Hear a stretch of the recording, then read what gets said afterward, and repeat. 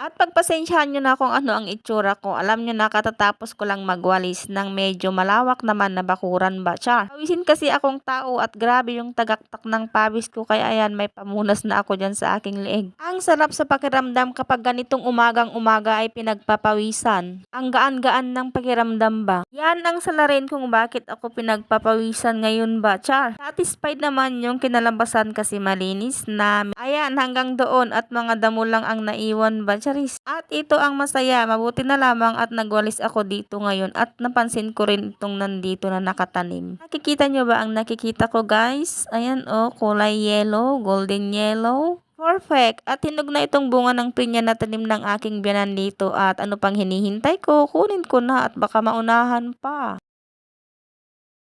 Nakapalingki na ako ng lulutuin kong ulam. Pakita ko sa inyo sa bahay mamaya pagdating. Kapag sa labas kasi ako mag-film, hindi maganda. Ganyan o shaky. Habang humahakbang yung mga paa, gumagalaw din itong cellphone. Tsaka hindi nyo ako makita. Ayan. Kasi nga, ayun nga, wala akong tripod. At magalaw itong cellphone.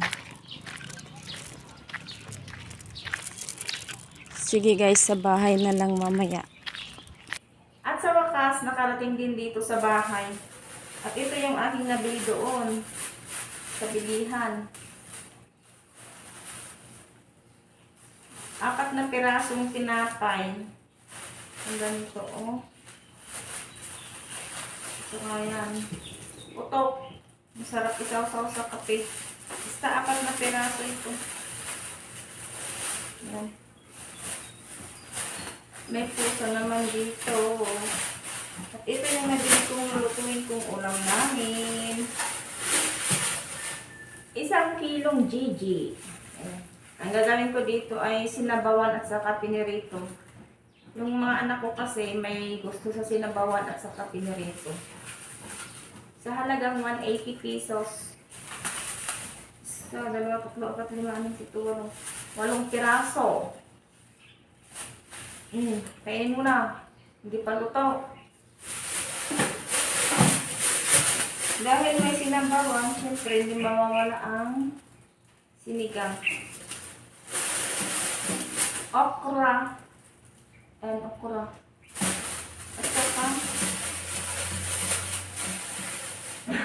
2 piraso ng kamatis. Yan lang ang nabili ko doon at asikasuhin ko na ito dahil ang oras na ay malapit na 2 minutes bago mag alas 11. At may mga tanim kami dyan na lugbati. Siguro kuha ko doon ng dahon at saka dahon ng malunggay para may panghalo naman sa sinabawan. Pero yung pusa, para kang makakain dyan, hindi pa luto, sa'yo yung tinik. So yun lang guys, mamaya ulit, balikan ko kayo. At kasalukuyan na ako ditong nagluluto. Ito oh. Piniritong Gigi na lumalabang. At saka itong sinabawan. Ayan. Alalay lang yung apoy niya para hindi masunog. At yun oh, natulong na kaagad. Oh.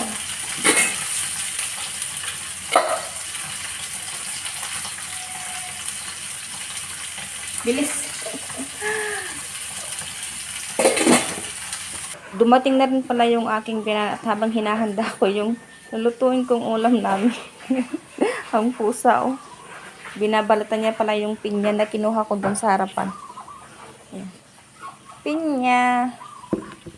Panlaban sa high blood. Totoo kaya yun? Ayan. Sinong may gusto ng pinya? Alas 3:50 ng hapon at naalala ko itong mga medyas na ibinabat ko kaninang umaga. Kaya heto, pasalukuyan ko na itong nilalabhan. Ay, grabe ang medyas ng mga bata. Akala mo naman may magic yung kamay.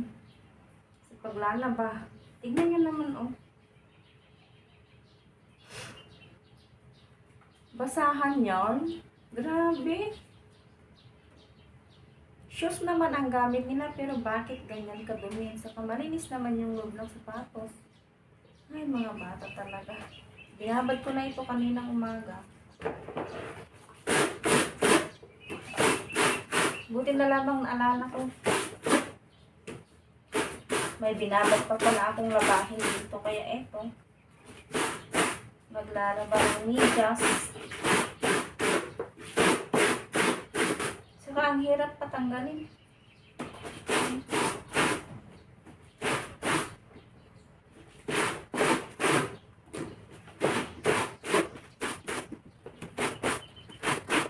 Kain po tayo ng pinya mga kapreni. Nabalatan na pala ito, binalatan ng aking biyanan kanina. Ito yung kinuha ko doon sa may harap ng bahay, doon sa gilid ng daanan. Ito na siya, hindi naman siya nasira kahit na maraming langgam kanina ng pinitas ko. Magmerienda muna ng pinya ang person habang hinihintay kong maluto yung isinalang kong ulam namin ngayong gabi. Ang mga bata ayaw nila kumain ng pinya. Bakit kaya ganun? Ang mga bata ngayon hindi masyado sa mga prutas. Tikman lang nila at kapag nagustuhan, ayun, kakain sila. Kaya ayun, yung mga anak ko, tag-isa lang slice ang kinain nila. Bukod sa masarap na, marami pang benefits ang makukuha ng katawan sa pagkain ng pinya. At habang kinakain ko ito, hindi ko na malayang nakaisa, dalawa or tatlong slice na yata ako nang naubos. Kung ako lang, baka maubos ko to, kaso baka hanapin ng aking biyanan. Siya pa naman yung nagbalat kanina. Tama na nga kasi yung aking niluluto ay kumukulo na, kailangan na itong asikasuhin.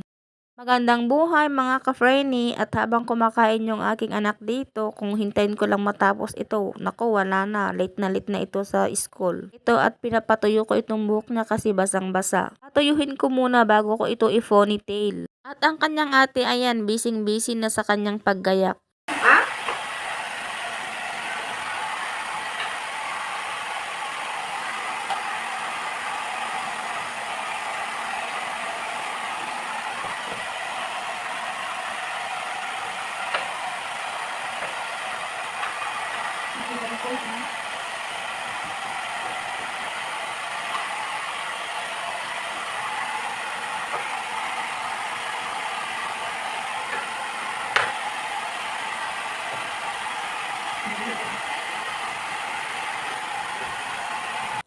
Ngayon naman ako ay magtatanggal ng kwan dito sa aming kusina, yung bang bahay ng gagamba. Kasi ito yung hindi ko natapos kahapon nung nagtanggalin ako dyan sa may salas at saka sa mga kwarto. Pero dito sa may kusina, hindi ko talaga siya natanggalan ng agyo kahapon.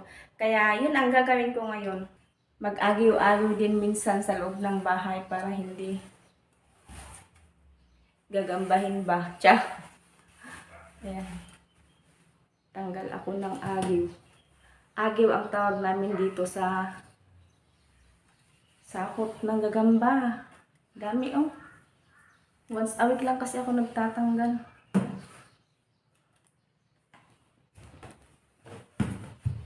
Ay, madilim.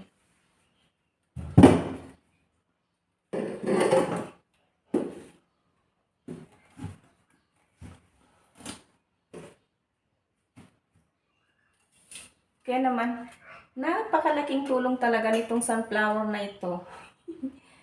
Tignan nyo oh. Ang dumi, malikabok at saka yung mga agiw sapot. At nang malabhan ko na rin ito. Para sa susunod na gamitan, malinis. Yan.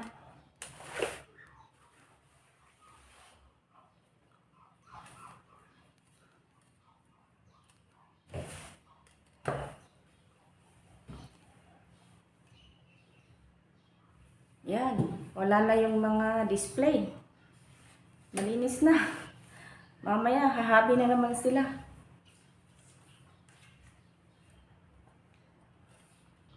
So, ayan lang po. Hanggang dito na lamang muna. See you sa next vlog. Salamat. At kahit ganito lang yung mga kino-content ko, may mga nanonood pa rin. At salamat. Maraming salamat sa inyong panonood. Okay guys, hanggang sa next vlog. God bless po sa ating lahat.